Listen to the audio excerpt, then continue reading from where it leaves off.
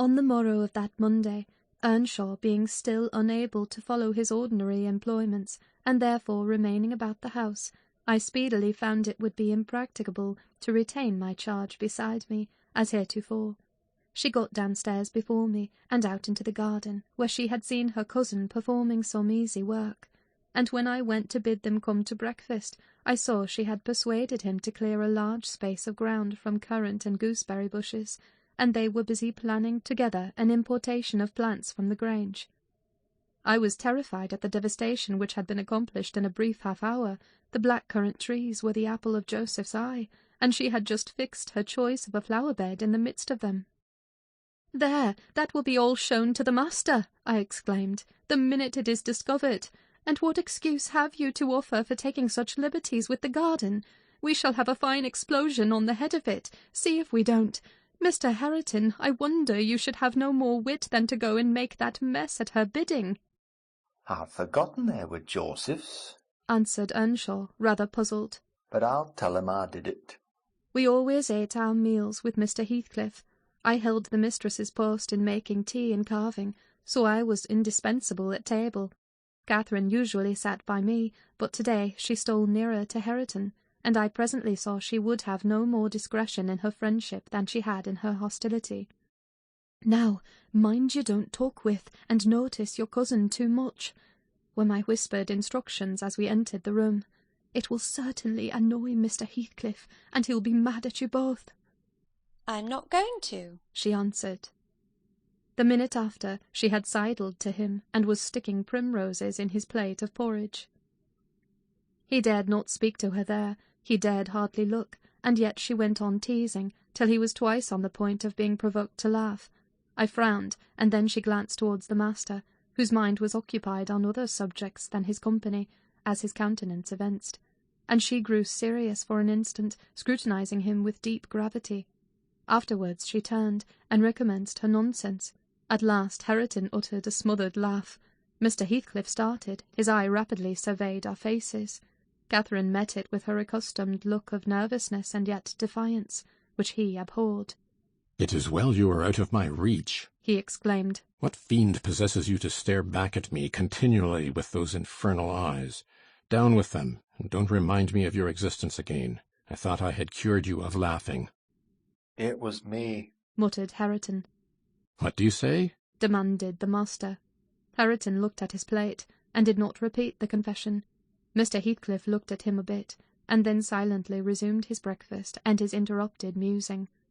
We had nearly finished, and the two young people prudently shifted wider asunder, so I anticipated no further disturbance during that sitting, when Joseph appeared at the door, revealing by his quivering lip and furious eye that the outrage committed on his precious shrubs was detected.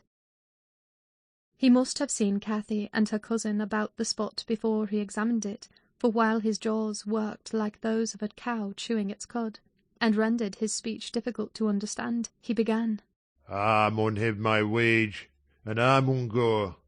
I'd aimed to dee where I'd sarved for 60 year, and I thought I'd lug my books into the garret, and all my bits of stuff, and they should have the kitchen to theirseln for the sake of quietness. It were hard to gi' up my own hearthstone, but I thought I could do that. But na, shoes turn my garden fro me, and by the heart, measter, I cannot stand it. Ye may bend to yoke, an ye will. I noan used to it, and an old man doesn't soon get used to new bathins. I'd rather earn my bite and my sup wi' a hummer in the road." Now, idiot," interrupted Heathcliff. "cut it short. What's your grievance? I'll interfere in no quarrels between you and Nelly. She may thrust you into the coal-hole for anything I care." "It's known, Nelly," answered Joseph. "I shouldn't shift for Nelly. Nasty old note as she is. Thank God, she cannot steal to soul a nobody. She were never so handsome, but what a body would look at her about winking. It's yon fleesome, graceless queen that's witched our lad wi' her bold een and her forrid ways, till, nay, it fair brust my heart. He's forgotten all I've done for him, and made on him, and gone and riven up a whole row of the grandest currant trees in the garden." And here he lamented outright, unmanned by a sense of his bitter injuries, and Earnshaw's ingratitude and dangerous condition. "Is the fool drunk?" asked Mr. Heathcliff. "Hareton, is it you he's finding fault with?" "I've pulled up 2 or 3 bushes," replied the young man. "but I'm going to set 'em again." "And why have you pulled them up?" said the master. Catherine wisely put in her tongue. "We wanted to plant some flowers there," she cried. "I'm the only person to blame, for I wished him to do it." "And who the devil gave you leave to touch a stick about the place?" demanded her father-in-law, much surprised. "And who ordered you to obey her?" he added, turning to Hareton. The latter was speechless. His cousin replied, "You shouldn't grudge a few yards of earth for me to ornament, when you had taken all my land." "Your land, insolent slut? You never had any," said Heathcliff. "And my money," she continued, returning his angry glare, and meantime biting a piece of crust, the remnant of her breakfast. "Silence!" he exclaimed. "Get done and be gone." "And Hareton's land and his money," pursued the reckless thing. "Hareton and I are friends now, and I shall tell him all about you." The master seemed confounded a moment. He grew pale and rose up, eyeing her all the while with an expression of mortal hate. "If you strike me, Hareton will strike you," she said. "So you may as well sit down." "If Hareton does not turn you out of the room, I'll strike him to hell," thundered Heathcliff. "Damnable witch, dare you pretend to rouse him against me? Off with her, do you hear? Fling her into the kitchen. I'll kill her, Ellen Dean, if you let her come into my sight again." Hareton tried, under his breath, to persuade her to go. "Drag her away," he cried savagely. "Are you staying to talk?" And he approached to execute his own command. "He'll not obey you, wicked man, any more," said Catherine. "and he'll soon detest you as much as I do." "Whisht, whisht," muttered the young man reproachfully. "I will not hear you speak so to him. Have done." "But you won't let him strike me?" she cried. "Come then," he whispered earnestly. It was too late. Heathcliff had caught hold of her. "Now you go," he said to Earnshaw. "Accursed witch, this time she has provoked me when I could not bear it, and I'll make her repent it forever." He had his hand in her hair. Hareton attempted to release her locks, entreating him not to hurt her that once. Heathcliff's black eyes flashed. He seemed ready to tear Catherine in pieces, and I was just worked up to risk coming to the rescue, when of a sudden his fingers relaxed. He shifted his grasp from her head to her arm, and gazed intently in her face. Then he drew his hand over his eyes, stood a moment to collect himself apparently, and turning anew to Catherine, said with assumed calmness, "You must learn to avoid putting me in a passion, or I shall really murder you some time. Go with Mrs. Dean, and keep with her, and confine your insolence to her ears. As to Hareton Earnshaw, if I see him listen to you, I'll send him seeking his bread where he can get it. Your love will make him an outcast and a beggar. Nelly, take her, and leave me, all of you, leave me." I led my young lady out. She was too glad of her escape to resist. The others followed, and Mr. Heathcliff had the room to himself till dinner. I had counselled Catherine to dine upstairs, but as soon as he perceived her vacant seat, he sent me to call her. He spoke to none of us, ate very little, and went out directly afterwards, intimating that he should not return before evening. The 2 new friends established themselves in the house during his absence, where I heard Hareton sternly check his cousin on her offering a revelation of her father-in-law's conduct to his father. He said he wouldn't suffer a word to be uttered in his disparagement. If he were the devil, it didn't signify. He would stand by him, and he'd rather she would abuse himself, as she used to, than begin on Mr. Heathcliff. Catherine was waxing cross at this, but he found means to make her hold her tongue, by asking how she would like him to speak ill of her father. Then she comprehended that Earnshaw took the master's reputation home to himself, and was attached by ties stronger than reason could break, chains forged by habit, which it would be cruel to attempt to loosen. She showed a good heart thenceforth in avoiding both complaints and expressions of antipathy concerning Heathcliff, and confessed to me her sorrow that she had endeavoured to raise a bad spirit between him and Hareton, Indeed, I don't believe she has ever breathed a syllable in the latter's hearing against her oppressor since. When this slight disagreement was over, they were friends again, and as busy as possible in their several occupations of pupil and teacher. I came in to sit with them, after I had done my work, and I felt so soothed and comforted to watch them that I did not notice how time got on. You know, they both appeared, in a measure, my children. I had long been proud of one, and now I was sure the other would be a source of equal satisfaction. His honest, warm, and intelligent nature shook off rapidly the clouds of ignorance and degradation in which it had been bred, and Catherine's sincere commendations acted as a spur to his industry. His brightening mind brightened his features, and added spirit and nobility to their aspect. I could hardly fancy it the same individual I had beheld on the day I discovered my little lady at Wuthering Heights, after her expedition to the crags. While I admired, and they laboured, dusk drew on, and with it returned the master. He came upon us quite unexpectedly, entering by the front way, and had a full view of the whole three, ere we could raise our heads to glance at him. Well, I reflected, there was never a pleasanter or more harmless sight, and it will be a burning shame to scold them. The red firelight glowed on their two bonny heads, and revealed their faces animated with the eager interest of children, for, though he was 23 and she 18, each had so much of novelty to feel and learn that neither experienced nor evinced the sentiments of sober, disenchanted maturity.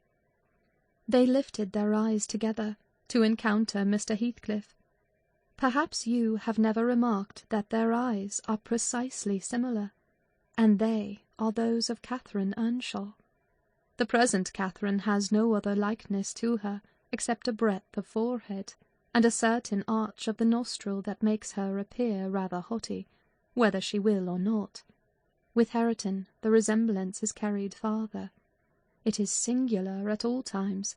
Then it was particularly striking, because his senses were alert, and his mental faculties wakened to unwonted activity. I suppose this resemblance disarmed Mr. Heathcliff. He walked to the hearth in evident agitation, but it quickly subsided as he looked at the young man, or, I should say, altered its character, for it was there yet. He took the book from his hand, and glanced at the open page, then returned it without any observation, merely signing Catherine away.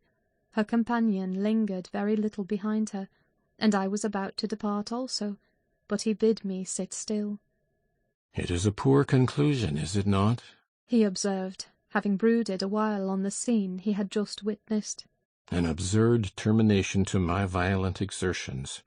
I get levers and mattocks to demolish the two houses, and train myself to be capable of working like Hercules, and when everything is ready and in my power, I find the will to lift a slate off either roof has vanished. My old enemies have not beaten me. Now would be the precise time to revenge myself on their representatives. I could do it, and none could hinder me. But where is the use? I don't care for striking. I can't take the trouble to raise my hand. That sounds as if I had been laboring the whole time only to exhibit a fine trait of magnanimity.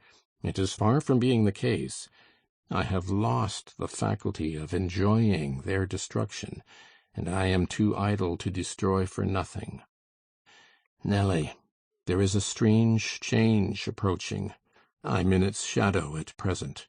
I take so little interest in my daily life that I hardly remember to eat and drink. Those two who have left the room are the only objects which retain a distinct material appearance to me, and that appearance causes me pain, amounting to agony. About her I won't speak, and I don't desire to think, but I earnestly wish she were invisible. Her presence invokes only maddening sensations. He moves me differently, and yet if I could do it without seeming insane, I'd never see him again. You'll perhaps think me rather inclined to become so," he added, making an effort to smile, "if I try to describe the thousand forms of past associations and ideas he awakens or embodies. But you'll not talk of what I tell you, and my mind is so eternally secluded in itself, it is tempting at last to turn it out to another. 5 minutes ago, Hareton seemed a personification of my youth, not a human being. I felt to him in such a variety of ways that it would have been impossible to have accosted him rationally. In the first place, his startling likeness to Catherine connected him fearfully with her. That, however, which you may suppose the most potent to arrest my imagination, is actually the least. For what is not connected with her to me, and what does not recall her? I cannot look down to this floor, but her features are shaped in the flags. In every cloud, in every tree, filling the air at night, and caught by glimpses in every object by day, I am surrounded with her image. The most ordinary faces of men and women, my own features, mock me with a resemblance. The entire world is a dreadful collection of memoranda that she did exist, and that I have lost her. Well, Hareton's aspect was the ghost of my immortal love, of my wild endeavours to hold my right, my degradation, my pride, my happiness, and my anguish. But it is frenzy to repeat these thoughts to you, only it will let you know why, with a reluctance to be always alone, his society is no benefit, rather an aggravation of the constant torment I suffer, and it partly contributes to render me regardless how he and his cousin go on together. I can give them no attention any more. "But what do you mean by a change, Mr. Heathcliff?" I said, alarmed at his manner, though he was neither in danger of losing his senses nor dying, according to my judgment. He was quite strong and healthy, and, as to his reason, from childhood he had a delight in dwelling on dark things, and entertaining odd fancies. He might have had a monomania on the subject of his departed idol, but on every other point his wits were as sound as mine. I shall not know that till it comes, he said. I'm only half conscious of it now. You have no feeling of illness, have you? I asked. No, Nelly, I have not, he answered. Then you are not afraid of death? I pursued. Afraid? No, he replied. I have neither a fear, nor a presentiment, nor a hope of death. Why should I? With my hard constitution and temperate mode of living and unperilous occupations, I ought to, and probably shall, remain above ground till there is scarcely a black hair on my head. And yet I cannot continue in this condition. I have to remind myself to breathe, almost to remind my heart to beat, and it is like bending back a stiff spring. It is by compulsion that I do the slightest act not prompted by one thought, and by compulsion that I notice anything alive or dead which is not associated with one universal idea. I have a single wish, and my whole being and faculties are yearning to attain it.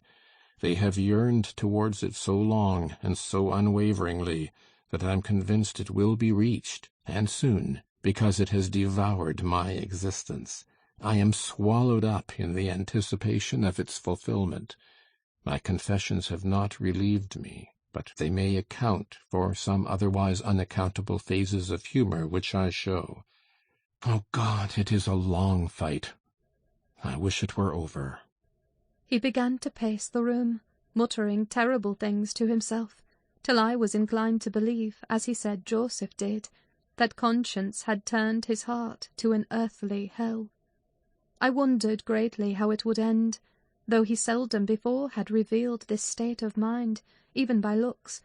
It was his habitual mood, I had no doubt. He asserted it himself, but not a soul, from his general bearing, would have conjectured the fact. You did not when you saw him, Mr. Lockwood, and at the period of which I speak, he was just the same as then, only fonder of continued solitude, and perhaps still more laconic in company.